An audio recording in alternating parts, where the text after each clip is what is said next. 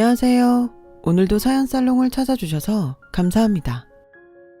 요즘 세상을 보면 진심 어린 조언 한번 건네기가 갈수록 어려워지는 것 같아요. 좋은 뜻에서 건넨 선의의 한마디가 자칫했다가는 꼰대라는 반응으로 돌아오기 십상이니까요. 하지만 저는 어른들의 말씀에는 배울 점도 참 많고 삶을 이롭게 하는 힘이 있다고 생각해요. 인생 선배로서의 지혜와 삶의 경험이 진하게 녹아 들어있는 말일 테니까요. 그 중에서도 이건 세상이 아무리 변해도 달라지지 않을 진리다 라고 생각하는 말이 하나 있어요. 그건 바로 뭐니 해도 건강이 최고다 하는 말이죠. 저 스스로 이런 말을 하려니 조금 남부끄럽기는 한데요. IT 계열 건실한 중소기업의 창업주이자 사장인 저는 크게 자수성가를 했어요. 일찍이 하늘나라로 떠난 친정 부모님께서는 정해진 장사자리도 없이 이 시장 저 시장을 떠돌며 참 어려운 삶을 사셨거든요. 친정 부모님은 비록 경제적으로는 가난했지만 세상의 존경을 받기에 충분할 만큼 무척 올곧은 분들이셨다고 자부해요. 제 평생의 기억을 통틀어서 친정 부모님의 모습은 항상 누구보다 2시간 먼저 일어나 하루를 시작하고 또 누구보다 항상 2시간 늦게 일을 마치는 근면성실한 모습이었으니까요. 솔직히 그런 친정 부모님의 모습이 마음 한구석으로는 가끔씩 안타까워 보일 때도 있기는 했어요. 물론 존경스럽죠. 대단한 분들이셨죠. 막 철이 들기 시작했던 17 그 시절, 친정 부모님을 향해 어쩌다 한 번씩 품었던 안타까운 심정은 바로 엄마, 나 엄마 딸 맞죠? 글쎄, 아들은 아닐 거라마. 암튼 엄마 딸 맞으니까 이런 생각도 할 수 있는 거겠죠. 그쵸? 일단 드러나 보자. 난 우리 엄마랑 아빠가 단 하루라도 좋으니까 딱 1시간만이라도 더 주무셔봤으면 좋겠어. 새벽에 일어나서 저녁에 먹다 남은 식은밥 몇 덩이 급하게 우겨놓고 일을 나가는 게 아니라 1시간만이라도 더 자고 딸내미가 차려놓은 따끈한 아침밥 든든하게 먹고 출근하셨으면 좋겠어. 나도 이제 간단한 아침 밥상 정도는 차릴 수 있는 나이잖아요. 생각만 해도 가슴이 막 벅차오르는걸. 우리 딸이 차려준 아침밥상이 얼마나 뜨시고 맛있을까? 그치만 지수야, 엄마 생각은 이래. 옛말에 일찍 일어나는 새가 벌레를 잡는다는 말이 있잖니? 그럼 그 새가 일찍 일어나서 사냥해온 한 끼 식사를 누구 입에 넣어줄까? 아기 새. 엄마랑 아빠도 마찬가지야. 다른 부모들처럼 조기 유학이니 원어민 영어학원이니 그런 뒷바라지까지는 해줄 수 없을지 몰라도 우리가 할 수 있는 만큼만이라도 너에게 전부 다 해주고 싶어. 그래서 남들보다 하루를 빨리 시작하고 남들보다 늦게까지 일하는 거야. 그럼 이렇게 해요. 옛말에 윗물이 맑으면 아랫물도 맑다고 했잖아. 그치? 그래서 오늘부터 나도 2시간 먼저 일어나서 아침 밥상 차려드릴게요. 학교 일찍 가서 예습 복습도 할 겸 두 분이 이렇게 열심히 사시는데 아랫물인 딸내미가 나태해질 수는 없잖아요. 그렇게 저는 근면성실한 삶의 태도를 몸소 익혀가며 자랐어요.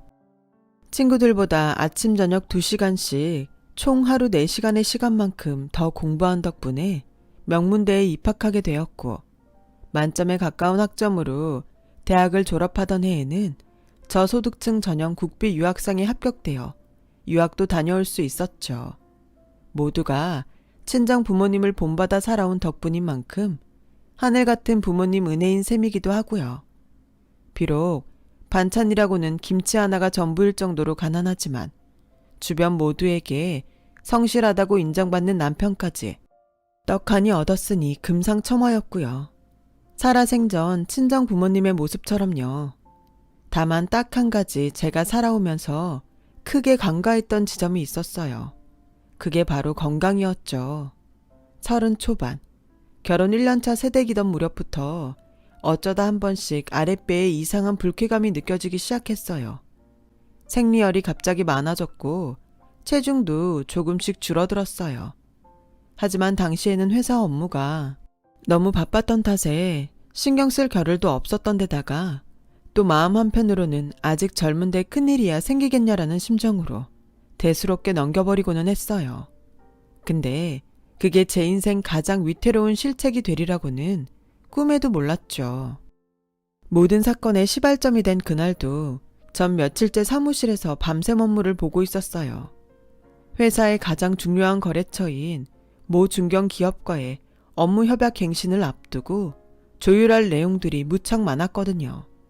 그런데 회의 중에 깜빡 졸았나 싶었던 제가 눈을 뜬 곳은 아니 글쎄 웬 대학병원 응급실이더라니까요. 어리둥절하니 잠에서 깬 제 곁에는 하늘나라에 계신 친정 부모님을 대신해 남편과 시모가 지키고 있었어요. 남편은 검진을 받아봐야 한다는 의사의 말을 저에게 전했고 그때까지만 해도 저는 일상적인 건강검진 정도로만 이해하고 넘겼어요. 그간 무리하게 업무를 추진해왔던 탓에 피로가 쌓여 잠깐 기절한 줄로만 알았거든요. 당연히 별 걱정 없었죠. 수행 맞으면서 하루 푹 자고 일어나면 다시 회사로 복귀할 수 있을 것만 같았고 회사를 위해 많은 노력을 쏟고 있는 직원들을 위해 의료복지 혜택을 늘려주어야겠다는 생각을 하고 있을 만큼 덤덤했어요. 그런데 검진 결과를 받아드는 날 상황은 급박하게 돌아가기 시작했어요. 서지수님 보호자분은 자리에 안 계신가요? 남편은 휴가 처리하러 잠깐 회사에 나갔고요. 어머님은 화장실에. 근데 성인한테도 꼭 보호자가 필요한가요? 아무래도 혼자 들으시는 것보다는 의지할 보호자가 곁에 있는 편이 환자분께 훨씬 좋을 것 같아서요. 아, 뭔가 단단히 잘못되었구나. 순간 가슴이 철렁 내려앉더라고요. 마침 시모가 화장실에서 돌아왔고 제 생각은 현실이 되었어요. 가족 중에 특별한 병력이 있으신가요? 시가족 말고요. 친정 쪽에서. 네, 부모님 두 분 다 암으로. 그렇군요. 환자분께서는 정확한 결과가 나올 때까지 몇 가지 검사를 더 해봐야겠다는 말씀을 먼저 드리겠습니다. 왜요? 하복부에서 종양이 발견됐어요. 위치랑 형태를 봐서는 악성 종양. 그러니까 암으로 추정되는 상황이고요. 조직 검사 결과는 주치의 선생님의 소견과 다르지 않았어요. 자궁암 4기. 저도 진단을 받으면서 알게 된 사실인데요. 자궁암은 다른 암과는 다르게 통증이라거나 증상이 확연히 드러나는 편이 아니어서 병세가 많이 진행된 상태로 발견되는 사례가 많다더라고요. 다행히 자궁암은 예후가 좋은 편이라서 치료 후 생존율이 80%에 가깝다고는 하지만 저처럼 4기까지 접어든 상태로 발견된 환자들의 경우 생존율이 확 낮아져요. 대략 25% 남짓한 정도로요. 청천벽력 같은 소식은 거기서 그치지 않았어요. 제 딴에는 아직 한창 젊으니 25% 생존율 안에 충분히 들 수 있을 거라는 기대를 품고 있었는데요. 알고 보니 암이라는 병은 젊은 사람들한테 훨씬 위험한 병이더라고요. 젊은 만큼 세포 생성이 빠르고 많은데 덩달아 암세포도 빠르고 많이 생성되기 때문이래요.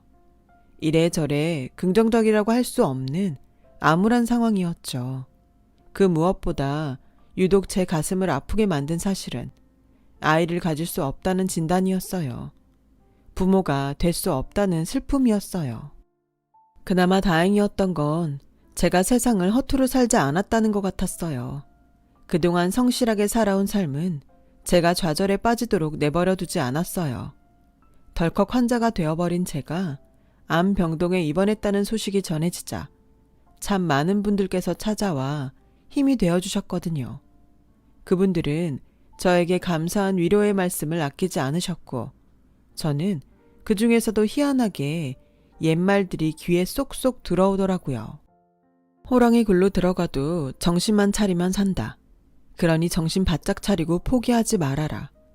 하늘이 무너져도 솟아날 구멍은 있다. 그러니 좌절하지 말고 꿋꿋하게 이겨내렴. 남편과 시모의 병수발도 고통스러운 항암 치료를 이겨내는데 아주 큰 힘이 되어 주었어요. 특히나 시모는 친부모도 이렇게 할 수 있을까 싶을 만큼 지극정성이었어요. 단 한시도 제 곁을 떠나지 않으며 밥까지 호호 불어가며 직접 떠먹여줄 정도였으니까요. 덕분에 전 수술이 가능할 만큼 빠르게 건강을 회복할 수 있었죠. 그런데 수술 날짜가 잡히던 바로 그날, 시모가 마치 그냥 지나가는 이야기인 척 아주 뜻밖의 말을 꺼내더라고요. 고향 친구 중에 며느리를 먼저 떠나보낸 사람이 하나 있어. 사고 때문이었나요? 암이었어. 너처럼 자궁암. 네? 태어나면 가족들끼리 해외여행이나 한번 가자면서 씩씩하게 수술방으로 들어갔지만 결국 다시 눈을 뜨지 못했다지. 지금 그게 무슨 말씀이세요? 세상 일이라는 게 다 사람 뜻대로만 되지는 않는다는 얘기야. 잠깐만요. 아직 안 끝났으니까 잠잠고 들으렴.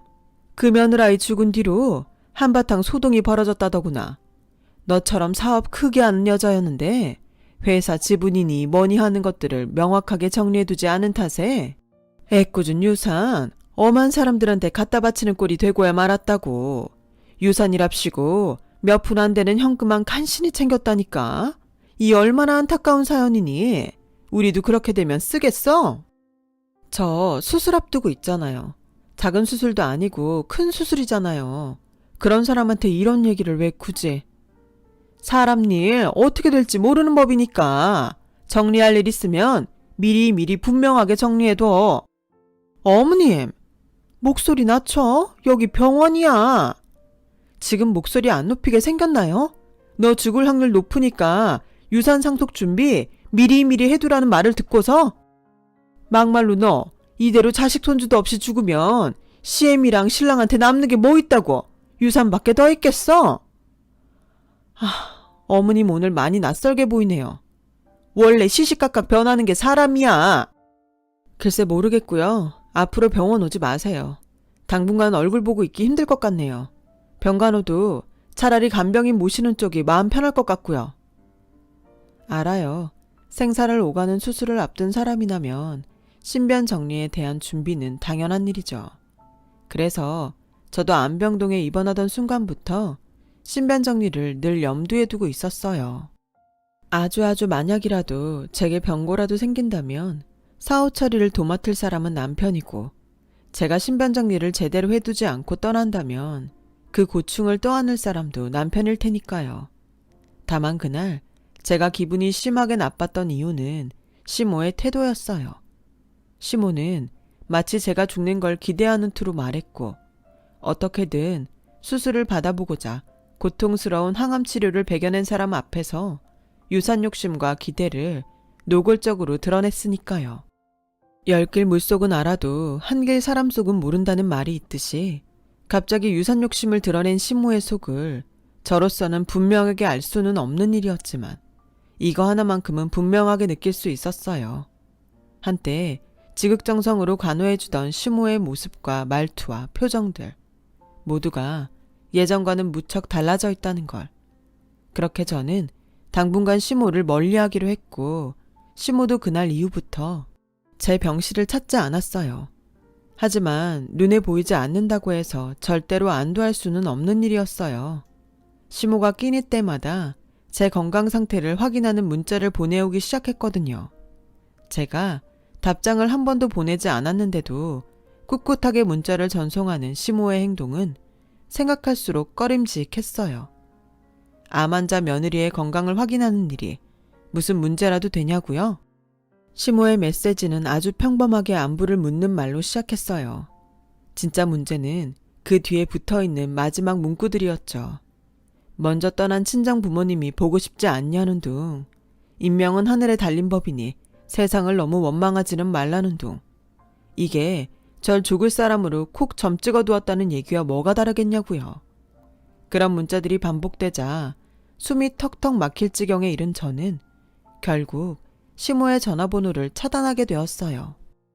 차단하는 모습을 남편에게 들켰지만 고맙게도 모른 척 눈 감아주더라고요. 그러는 사이 저에게 뜻밖의 인연이 다가왔어요. 남편이 마음 놓고 출퇴근을 다시 시작할 수 있었을 만큼 저를 잘 돌보아 주셨던 새 간병인 할머니였죠. 그분은 뭐랄까, 가려운 데를 속 시원하게 긁어주는 매력도 있고 꽤나 낭만스럽기도 하고 무엇보다 세상 이치를 꿰뚫어보는 해안이 있는 분이셨어요. 시자 붙은 사람들은 왜 그런지 모르겠다니까. 네? 미안해요. 내가 주제넘게 끼어들었지? 요즘 젊은 친구들 남 일에 끼어드는 거 별로 안 좋아하는데. 괜찮아요. 안 그래도 남편 출근하고 나면 심심해지던 차에 말동무 생기면 저야 감사한 일이죠. 근데 방금 그 말은 무슨 뜻이에요? 시자 붙은 사람들? 다른 환자 간병하다가 다 들었어. 시모라는 사람이 처자가 남길 유산부터 생각하더만. 네, 솔직히 잘 모르겠어요. 정말 좋은 분이었는데 왜 갑자기. 세상 그래. 제일 진한 건 뭐니 뭐니 해도 핏줄이고 때로는 핏줄보다 진한 것이 돈이고. 맙소사, 핏줄 다음은 돈이라니. 할머니의 능청스러운 어스레에 저도 모르는 사이에 피식 웃음이 나오더라고요. 오해는 하지 말어. 돈이 최고라는 칭찬이 아니라 되려 사람 눈멀게 만드는 게 돈이라고 흉보자는 얘기니까는. 아무튼 간에 이따 저녁부터는 밥알 하나하나 싹싹 긁어 다 먹어. 점심때처럼 두어 숟갈 깨적거리다 내려놓으면 못 써. 한국 사람은 밥심이고 밥심이 든든해야 힘든 수술도 든든하게 잘 이겨내지. 네, 든든하게. 그렇게 다가온 간병인 할머니는 힘든 병원 생활의 유일한 활력소가 되어 주었어요. 어느 날에는 지나가다 처자 생각이 났다며 긍정적인 내용들로 꽉 들어찬 시집을 선물해 주는가 하면 긴 시간 먹어온 병원밥에 질려가던 저를 위해 수시로 간식거리들을 챙겨다 주었어요. 할머니 말로는 그냥 아무거나 챙겨왔다고는 했지만 어느덧 병원 경력이 제법 찬 제 눈에는 한눈에 보이더라고요. 주치의 선생님에게 물어 제 건강에 해롭지 않은 간식들로 꼼꼼히 신경 썼다는 걸요. 전 그런 간병인 할머니와 많은 시간을 함께 보내며 차츰 시모로부터 받았던 스트레스를 잊어가기 시작했고 마침내는 온전한 몸과 마음으로 수술방에 들어가게 되었어요. 주치의부터 시작해서 의료진 모두가 예우를 장담할 수 없다고 했을 정도로 어려운 수술이었지만 결과는 성공적이었어요. 자궁암이 치사율이 가장 낮다는 점과 간병인 할머니로부터 받은 위로와 살고자 하는 저의 의지, 그리고 살리고자 하는 의료진들의 마음이 모두 한데 어우러져 만든 기적이었어요. 그런데 수술 회복을 마치고 일반 병실로 돌아와 눈을 뜬 제 곁에 남편은 없었어요. 심지어 제가 회복하는 내내 코빼기조차 비추질 않았어요. 오직 간병인 할머니만이 매일 저의 손을 꼭 붙들고 감사의 기도를 올려줄 뿐이었죠. 저는 그런 상황이 너무도 이상했지만 차마 물어볼 수 없었어요. 마치 아픈 딸아이를 바라보는 듯한 할머니의 눈빛이 지금은 회복에 집중하라며 연신 타일렀거든요. 그리고 얼마 뒤 건강을 거의 회복한 제가 퇴원을 하던 날에서야 할머니는 자신이 알고 있던 모든 내용을 털어놓았어요. 그놈의 망할평, 이제 다 떨쳐낸 거 맞지? 네, 주치의 말로는 향후 5년 정도 예우를 지켜봐야 완치 판정이 나오기는 하는데 수술 경과가 워낙 좋고 제 회복 속도도 빨라서 큰 걱정은 없다네요. 다행이다 얘. 진짜 잘 됐어. 이제 말씀해주세요. 저 이만큼 건강 되찾았잖아요. 네? 그러니까 그게 말이다. 내가 일찍이 부모 여인 우리 손주 먹여 살리느라 이 일 저 일 다니고 그러거든. 하필이면 그러다 딱 마주쳐버린 거지. 누구를요? 처자 수술방 들어가던 날 공인중개사 사무실에 청소 용역을 갔는데 아니 글쎄 거기 앉아있더라고. 처자 신랑이. 남편이요? 시어머니가 아니고요? 대체 왜겠어? 땅 보러 왔더만. 내가 세상에서 제일 진한 건 핏줄이라고 했던 말 기억하지? 그 말에는 가족 간의 사랑이 그만큼 진하다는 좋은 뜻도 있지만 어두운 뜻도 함께 가지고 있어. 쉽게 설명하자면 그 부모한테서 똑같은 자식 나온다는 얘기야.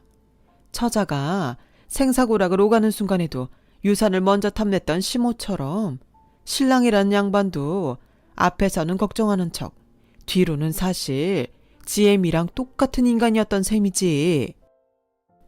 아무래도 그랬던 모양이네요. 아니, 지가 나 모르는 돈이 어딨다고. 그 양반한테는 처자가 암 걸린 순간부터 돈이었던 모양이지. 네? 비싸도 좋으니까 안정적인 매물로다가 추천해 달라더라. 와이프 수술 잘못되면 전 재산이 유산으로 떨어질 참이고, 수술 잘 돼봤자 불임 핑계로 이혼 걸어서 재산 반반 갈라먹을 작정이라고. 공인중개사 양반이랑 신랑이랑 친해 보이던데 만해 공인중개사 알아? 알아요. 남편 고향 선배던가. 어릴 적부터 꽤 친했다고. 암튼 알려주셔서 감사합니다. 이 은혜를 어떻게 갚아야 할지.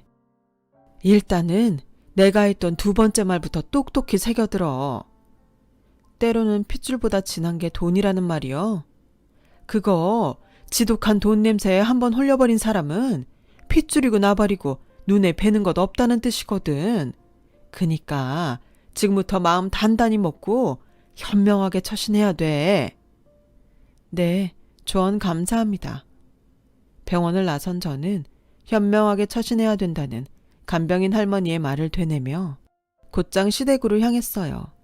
마침 시모는 제가 도착했는 줄도 모르는 채로 한바탕 말싸움을 벌이고 있더라고요. 그동안 모아둔 자신의 전 재산을 탈탈 털어 부동산 계약금을 걸어놓은 상황이었던 남편은 시모에게 애걸복걸했어요.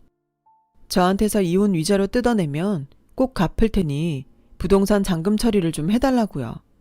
이에 시모는 먹고 죽을라 해도 그런 큰 돈은 없다며 남편에게 바락바락 소리를 질러대는 한편으로 저의 수술 경과를 남편에게 자꾸만 캐물었어요. 수술 진짜 잘 된 거 맞냐고요. 수술 후에도 5년 이내에 사망하는 경우가 많다던데 그럴 확률은 얼마나 되는 거냐고요. 부모고 자식이고 다 때려치울 기세로 싸워대는 그들의 모습을 보고 있던 내내 제 머릿속에선 이런 생각이 떠나질 않더라고요. 지독한 돈 냄새에 한번 홀려버린 사람은 핏줄이고 나발이고 눈에 뵈지 않는다는 간병인 할머니의 말이 진짜 사실이었구나. 분위기 망쳐서 미안한데요. 혼자 보기 좀 아깝다는 생각이 들어서요. 코미디도 이런 코미디가 따로 없거든요. 언제 왔니? 의사가 뭐라디? 금방 재발할 거라지? 어머님 입장에서는 불행하게도 수술 예후가 아주 좋답니다. 회복 속도도 빨라서 앞으로 큰 걱정 없겠답니다. 왜요? 실망하셨어요? 유산 못 가져가게 돼서? 근데 좀 웃기지 않아요? 만에 하나 수술이 잘못되었다 쳐도 그건 남편 몫이지 어머님 앞으로 돌아갈 돈이 아닌 걸로 아는데? 내 돈이 아들 돈이고 아들 돈이 다 내 돈이지. 부모 자식 사이에 뭘 그런 걸 따져. 그건 아니지 엄마. 결혼하고 분가해서 나왔으면 엄연히 다른 주머니 된다는 건 몰라? 당신은 두 번째니까 기다려. 얘기 나온 김에 한번 물어나 보죠. 유산이 왜 갑자기 탐이 난 건데요? 원래 그런 분 아니셨잖아요. 너 수술 날짜 받아놓고 짐도 챙기고 청소도 해놓을 겸 찾아갔던 집에서 발견한 통장에 돈이 수억씩이더라. 회사 증권들은 몇 배씩이나 되고. 이러니 눈이 안 뒤집히고 백이겠니? 니까 거 하나 죽고 살고에 수억이 들어왔다 사라졌다 하는데 맘만 같아서는 내 손으로 호흡기 수십 번도 더 뗐어. 진짜 정직하게 돈에 미친 거네요. 그니까 안사람이 얘기하잖아. 그거 엄마 돈 아니라고. 병고 생겼어도 전부 내 돈이라고. 당신 지금 안사람이라고 했어? 그럼 자기가 안사람이지 바깥 양반이야? 하긴 아직 불임 사유로 이혼 안 당한 상황이니까 법적으로 부부관계가 맞기는 하다. 그치? 듣고 있었어? 아니 대체 언제부터? 낱말은 새가 듣고 반말은 쥐가 들어. 내가 오늘 여기 오지 않았어도 언젠간 밝혀질 일이었다고. 위자료 하나 믿고 나 수술 받는 동안 땅 보러 다녔던 거잖아. 여보. 아 맞다. 믿는 거 하나 더 있었지. 유산. 벌써 다 들었다면서 뭘 자꾸 캐묻냐? 사람 귀찮기만 하게. 당신이 건드린 게 뭔 줄 알아? 그깟 돈 때문에 헤집어 놓은 게 뭔지 알긴 하니? 모성애야. 부모가 될 수 없다는 서름을 들쑤셔 놓은 거라고. 위로는 못 해줄 망정 이용을 하려고 들지는 말았어야지. 그래서 어쩌라고. 이제 와서 변명을 합시고 구구절절 거짓말이라도 만들어서 할까? 그래봤자 눈 딱 감고 속아주지도 않을 거면서 무슨. 됐고 일단 두 사람 따라오시죠. 좋은 소식 하나 안겨드릴 테니까. 그렇게 두 사람을 이끌고 길을 나선 제가 도착한 곳은 변호사가 된 대학교 동아리 후배의 사무실이었어요.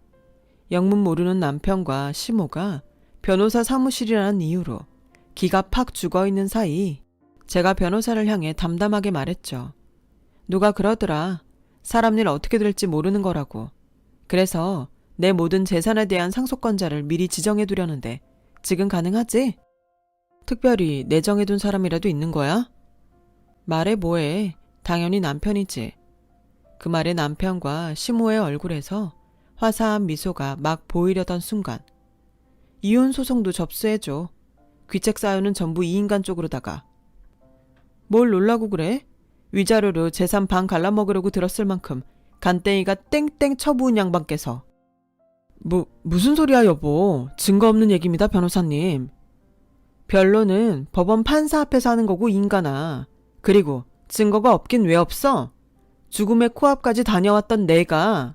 그래서 1분 1초가 얼마나 소중한지 누구보다 뼈저리게 깨닫고 돌아온 내가 꿈에서라도 다시 마주보고 싶지 않은 당신들이랑 굳이 말까지 섞어가면서 괜히 이러쿵 저러쿵 질의응답 시간을 가졌겠냐고. 말을 마친 저는 휴대폰 녹음 파일을 재생시켰어요. 조금 전 시댁에서 남편과 시모에게 제가 일부러 꼬치꼬치 캐물었던 내용들이 전부 담겨있는 녹음 파일이었죠. 그 순간 사색이 된 남편과 시모는 제 앞에 무릎을 꿇은 채로 한 번만 봐달라며 싹싹 빌기 시작했고 저는 제 근방 1km 이내로는 얼씬조차 하지 않겠다는 그들의 약속의 말을 녹음한 뒤에야 위자료 없는 이혼에 합의했어요. 합의가 끝나기가 무섭게 그들은 꼴사납게 주랭랑을 쳤고요. 그날 콩밥을 콧구멍으로 쑤셔 먹여도 30년을 먹여도 모자랄 그들을 제가 위자료도 받지 않은 채로 얌전히 이혼해준 이유가 따로 있었어요. 있잖아, 난 선배를 참 알다가도 모르겠어. 응? 내가 괜히 변호사야?